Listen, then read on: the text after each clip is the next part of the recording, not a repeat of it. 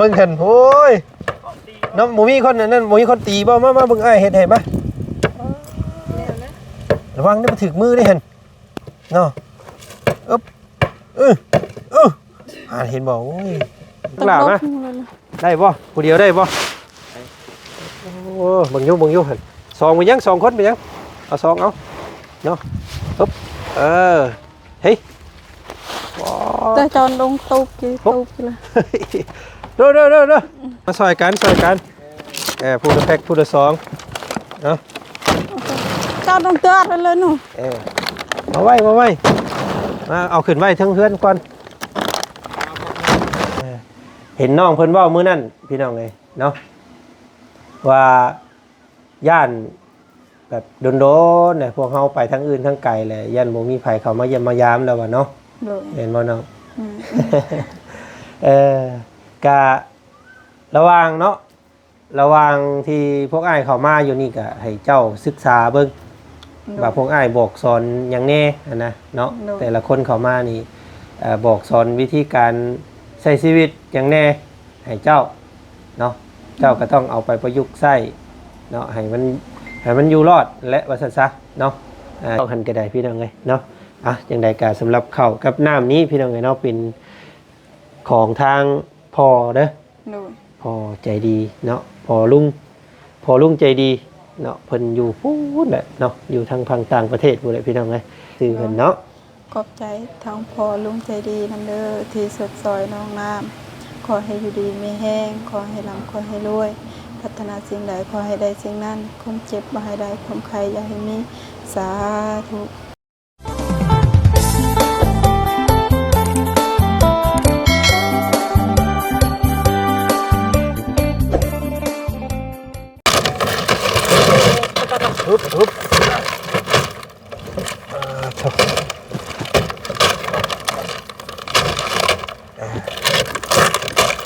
น้ำ30 แพ็คเนาะกับข้าวกระสอบใหญ่กระสอบหนึ่งพี่น้องเลย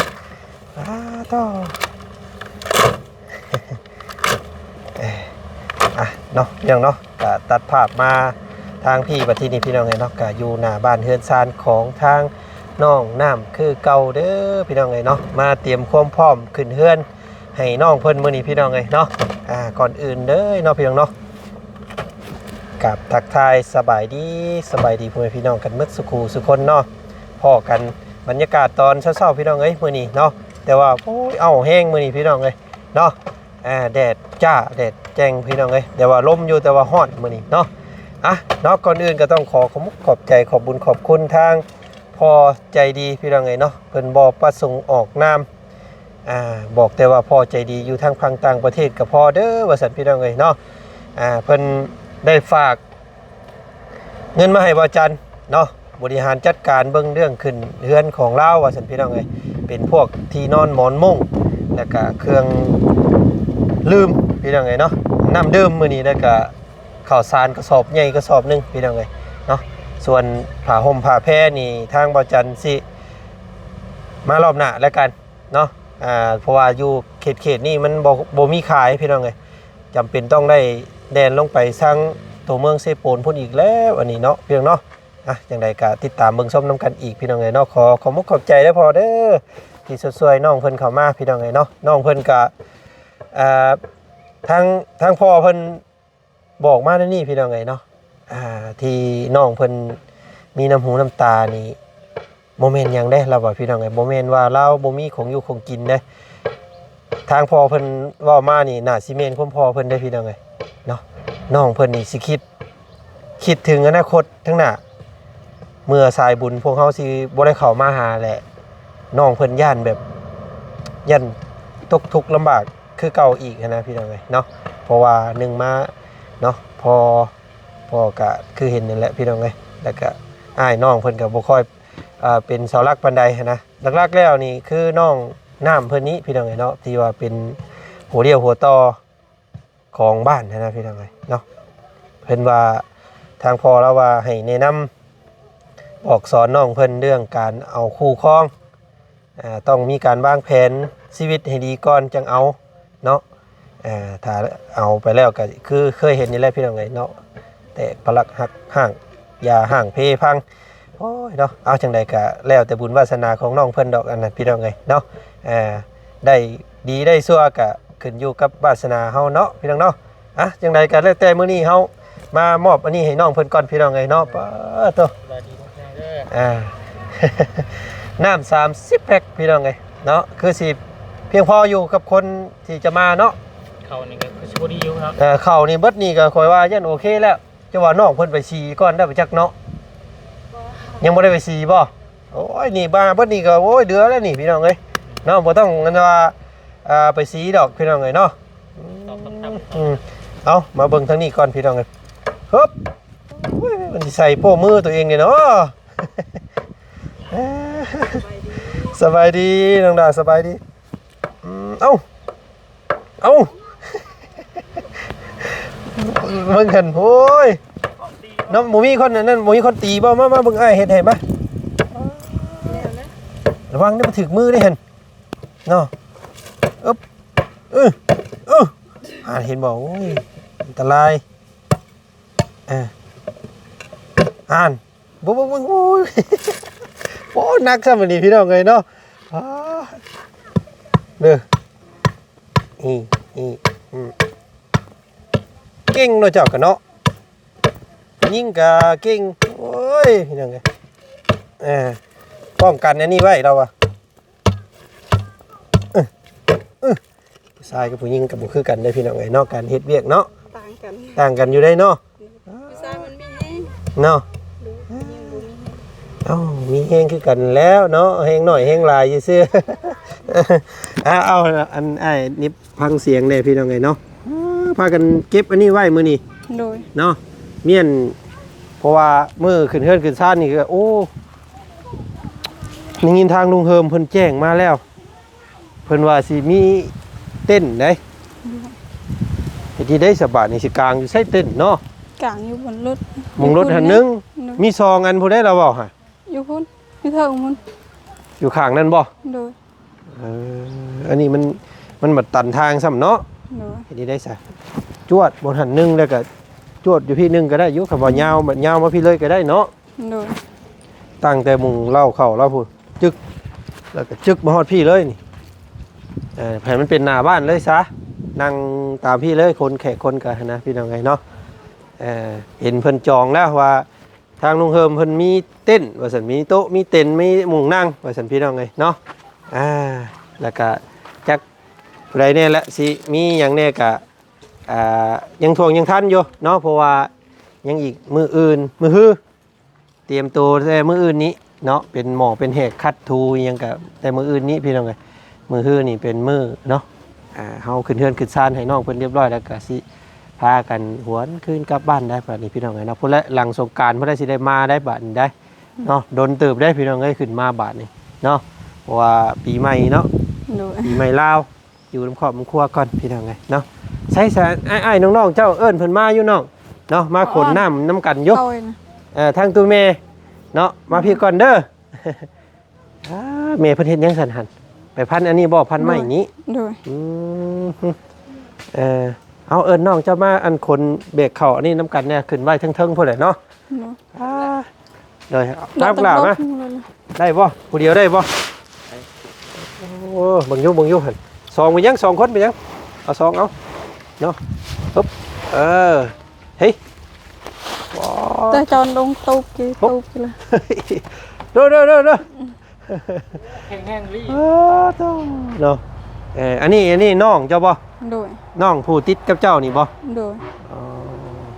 สูงเนาะแต่ละคนเบิ่งน้องน้ำเพิ่นนี่ได้เนาะใจพอเบิ่งนี่พี่น้องเอ้ยยืนเฮียงกันซ้ำกับข่อยพุ่นนะเนาะข่อยช่วงนี้ข่อยสิสั่นได้ช่วงขานี่พี่เนาะเห็นบ่มันต้อง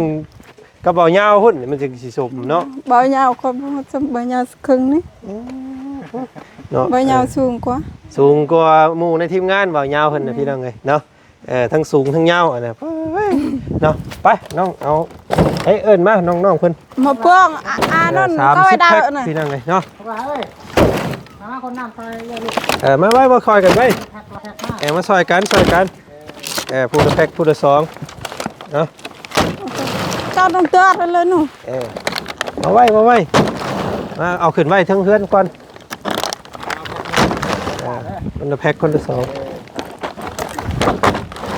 ระวังเด้อคอยเด้อ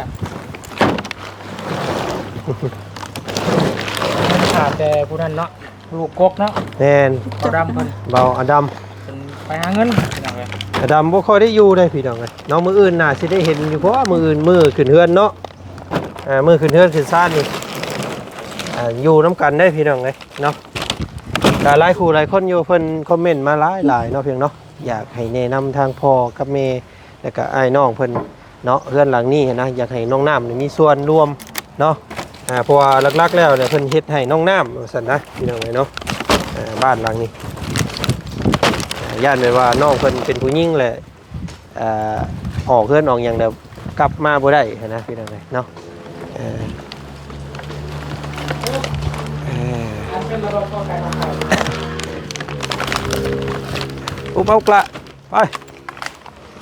ปเนาะเอาถาน้องเพิ่นลงมาเอาก่อนห่อนเนาะ เอาคือเราดูแล้ววันนี้พี่น้องเลยเนาะก็ต้องแบบซี่สงกรานต์รัวปีใหม่ลาว โดย บรรยากาศ มันจังได้หดน้ำกันเนาะไปน้องไป ขึ้นมาเทิงพี่ก่อนเด้อมาขอบใจอันทางพ่อเพิ่นก่อนเด้ปล่อยได้เด้มากันเนาะแต่มันบ่ไปเด้มันติดแต่พี่น้อง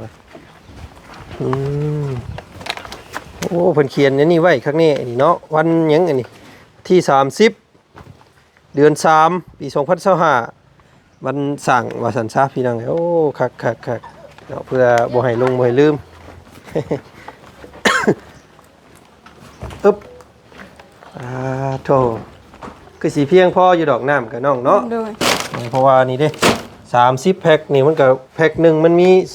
2 4 6 8 10มี12ขวดโลนึงพอดีนะต่อแพ็คก็คือสีเพียงพออยู่กับการยกย่อแขกคนเพิ่นในมือขึ้นเฮือนนะน้องเนาะไปมานั่งพี่ก่อนเนาะ พี่น้องเลยเย็นสบายเนาะเรือนเราเนาะสะอาดแล้วก็มีมุงนั่งอีกพี่น้องเลยเนาะแขกคนมามือขึ้นเฮือนขึ้นซ่านนี่ก็คือสิเต็มแหละพี่หอบพุ่นแหละนี่พี่น้องเลยเนาะแล้วก็ข้างในพุ่นก็มีห้องโถงอีกเนาะเฉพาะนั่งครับแขกก็ได้ข้างในเนาะผ้าคอนนี่ตั้งอยู่นอกคือจะเอาอยู่ในเนาะ โดยอยู่ไหน เอาผ้าเข่าต้องอยู่ในเนาะผูกแขนผูกอย่างใดผ้ากันออกมานั่งอยู่นอกเนาะ โดย จังสีเบิดกัน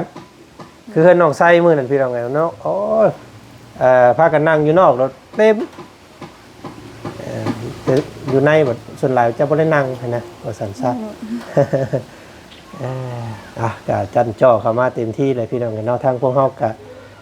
เสียสละเวลาอยู่ทั้งบ้านกะมานี่แหละเพื่อซอยน้องเพิ่นพี่น้องเนาะย่านว่าน้องเพิ่นเหงาเนาะเห็นน้องเพิ่นเว้ามื้อนั้นพี่น้องเลยเนาะว่าย่าน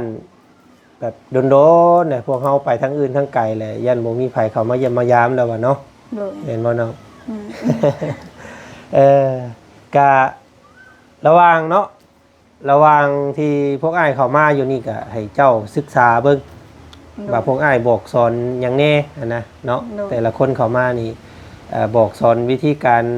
ใช้ชีวิตอย่างแน่ให้เจ้าเนาะเจ้าก็ต้องเอาไปประยุกต์ใช้เนาะให้มันอยู่รอดและว่าซั่นซะเนาะสิให้พวกอ้ายเข้ามาตลอดนี่ก็เป็นไปบ่ได้เนาะสักมื้อสักวันหนึงก็สิได้ห่างเหินกันไปคือเก่าพี่น้องแต่ว่าก็บ่ลงบ่ลืมกันหรอกเนาะพ่ออยู่ไสก็ทักถามอ้ายนี่เด้อ โดย ได้ลูกได้ผัวก็โทรหากันแน่ โดย เนาะ สิมากินหนังงัวน้ำเนาะว่าเพิ่งเนาะพี่น้องเนาะอยากเห็นเด้พี่น้องอยากเห็นครอบครัวของเราเนาะสิได้บ้านใดเมืองใด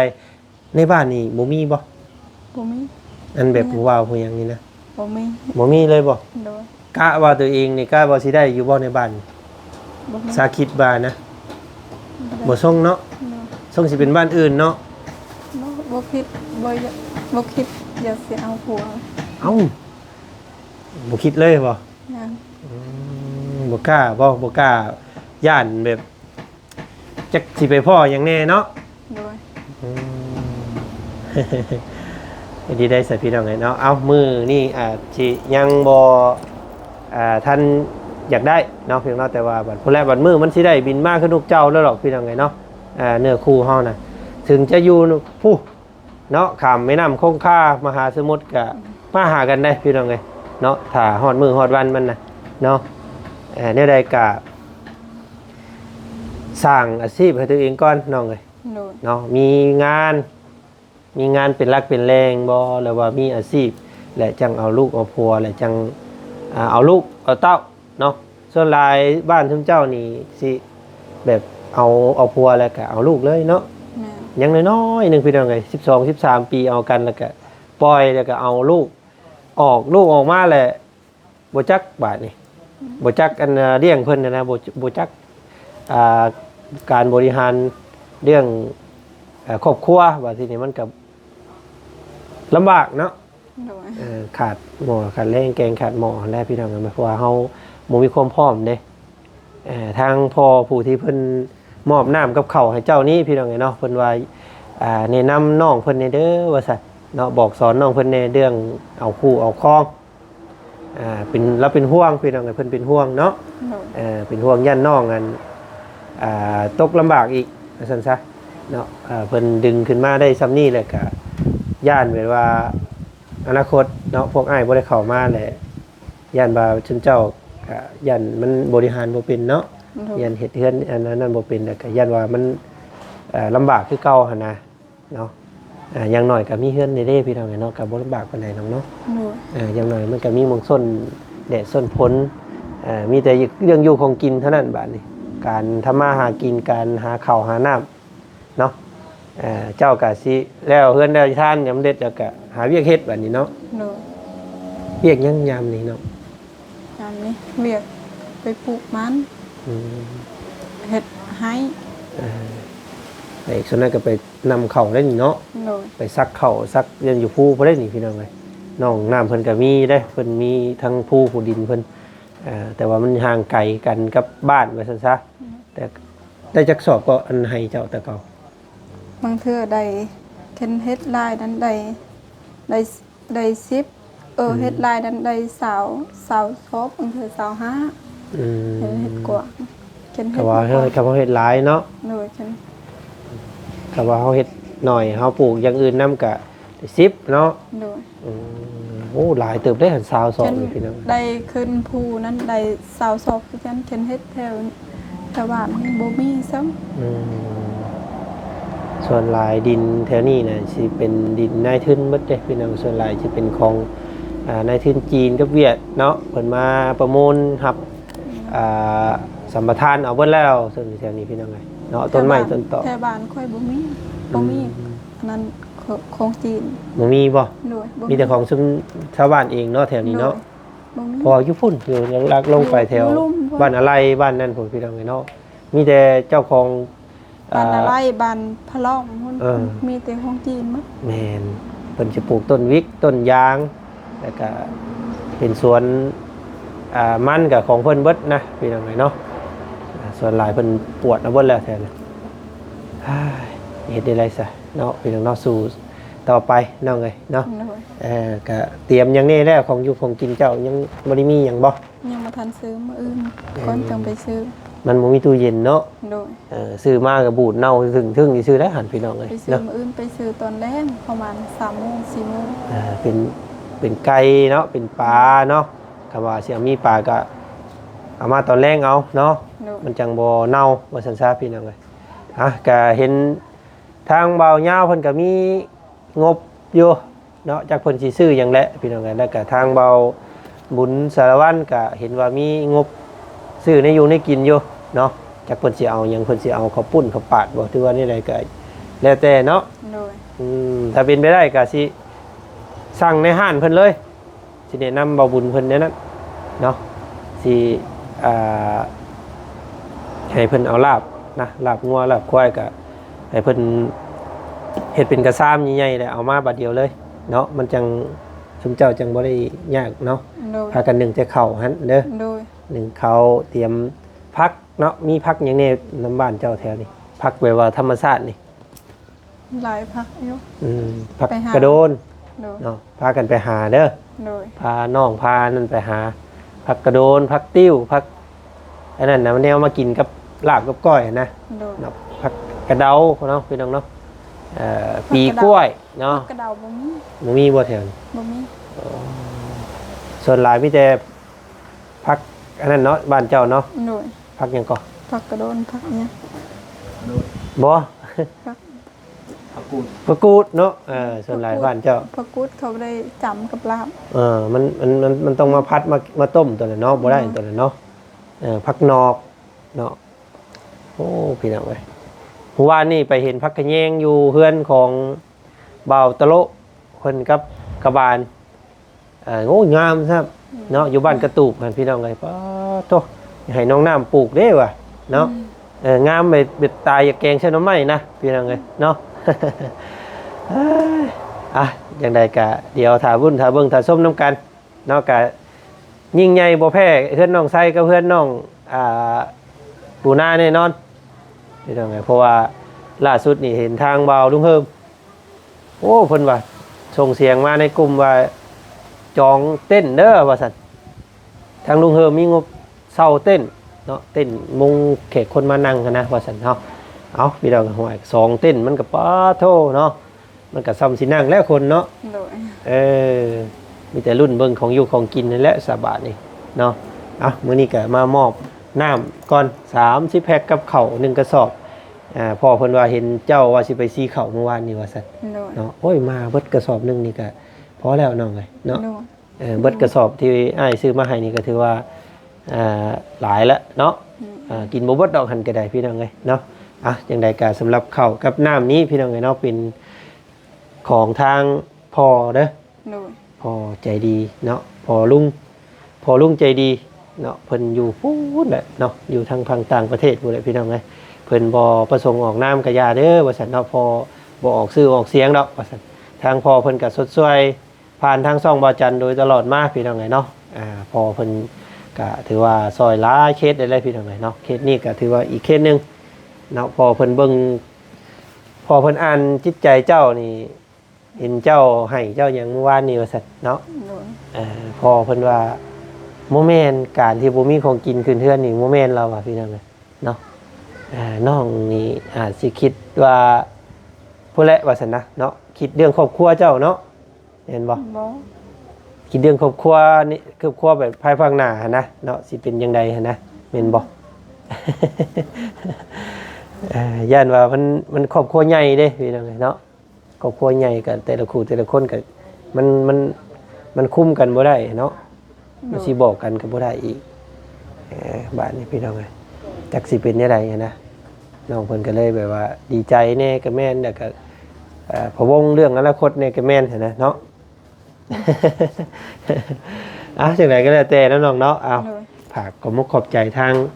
พ่อลุงเพิ่นนี่เด้อเนาะพ่อลุงใจดีเด้อชื่อเพิ่นเนาะ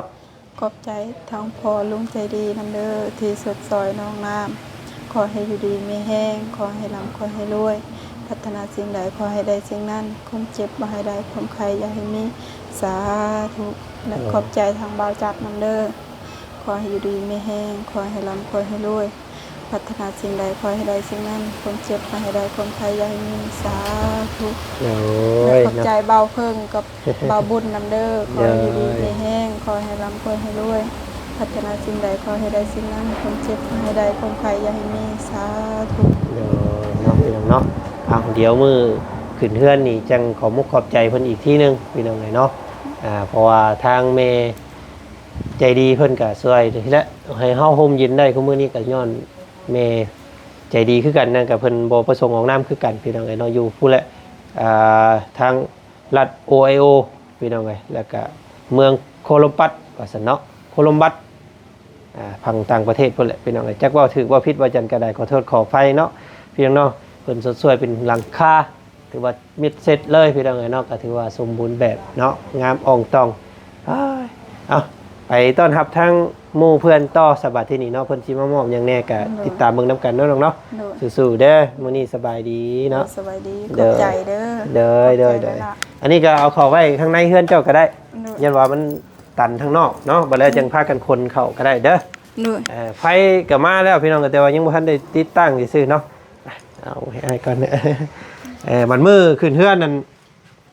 พากันเปิดเบิดเด้อนี่เด้อประตูเด้อ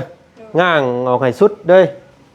ให้สุดแล้วก็เอาอหย่างกันหนีบไว้บ่ให้มันนั่นเห็นมันแบบซี่เลยนี่เห็นบ่เพราะว่ามันเปิดหับโซกหับลากเนาะเปิดอันนั้นก็ค้ำไว้เบิดกูอันเปิดจังมันเลยให้มันแป้นพี่น้องเอ้ยเนาะโอ้เพิ่นปูตอนนั้นเจ็บคักบ่คักเนาะบัดนี้บัดเป็นปองเนาะมันไม่ดิบพี่น้องเอ้ยมันห่าวมันเหี่ยวแต่ว่าศาสตร์นี้มีอยู่ศาสตร์เนาะไอ้ปูเนาะปูเอาเด้อศาสตร์นั่นก็งามอยู่พี่น้องเอ้ยเฮาบ่ปูศาสตร์ยางก็ได้เนาะแต่ปูศาสตร์แบบนุ่งโยงนุ่งหยังเฮานี่นะมันก็ทำความสะอาดง่ายเวลาเฮาลุกเฮายังไปแล้วก็ม้วนเก็บไว้เลยว่าซั่นซะไปลงมาตารางพี่น้องละ เนาะห้องน้ำเพิ่นก็ยังบ่แล้วเนาะพี่น้องเนาะแขกคนมามื้อนั้นนี่สิเข้าห้องน้ำเสียเด้นี่พี่น้องเอ้ยเนาะกินตำบักหุ่งเพชรของว่าจันเล่นเข้าป่าบ่ทันแล้วนี่พี่น้องเอ้ยเนาะคำว่ามีห้องน้ำนี่ยังว่าแล่นเข้าห้องน้ำแล้วเพิ่นสิปิ้นหน้าไปใส่ทางใดเด้นี่เนาะปิ้นมาสิบ่ปิ้นมาพี่ได้เนาะปิ้นมาคือเฮือนนี่แหละงามแล้วปิ้นเข้าเฮือนเลยสิบ่เนาะอย่างไรก็ได้เบิดเลยพี่น้องไงเนาะมันบ่มีห่วงจุ้ยหรอกขอให้มันแล้วก็พอเนาะถือลายมันก็นักคือเพิ่นว่าและพี่น้องไงเนาะสำหรับมื้อนี้เนาะก็มอบสำนี้ก่อนยังสิมีอีกอยู่เด้อพี่น้องเด้อเนาะยังสิมีแนวมาเซอร์ไพรส์น้องเพิ่นอีกอยู่เดี๋ยวไปหาซื้อให้มันครบก่อนว่ายังขาดอยู่เนาะสาดหมอนมุ้งอีกพี่น้องไงเนาะเฉพาะน้องเพิ่นเด้อว่าสันทางพ่อเพิ่นว่าเนาะมื้อนี้ก็จังได๋ก็ขอขอบใจทางพ่อลุงใจดีเนาะพี่น้องเนาะที่สดสวยน้องน้ำเป็นน้ำ30แพ็คกับข้าว1กระสอบใหญ่พี่น้องเอ้ยเนาะจังได๋ก็ขอขอบใจขอบคุณขอบคุณทางพ่อพร้อมด้วยครอบครัวเนาะพี่น้องเนาะอยู่ทางฝั่งต่างประเทศก็ขอให้จงอยู่ดีมีแห้งจงมีแต่ความสุขความเจริญสุขทางกายทางใจเนาะพอปรารถนาสิ่งใดคิดสิ่งใดก็ขอให้สมใจปรารถนาทุกสิ่งทุกอย่างเด้อเนาะสาธุอยู่เป็นโฮมโพโฮมไส้ให้ลูกให้เต้าอีกต่อไปเนาะเพียงเนาะสำหรับวันนี้ทางบ่จันขอจบคลิปนี้เพียงซ้ำนี้ก่อนเจอกันอีกคลิปหน้าเนาะพี่น้องคลิปนี้สบายดี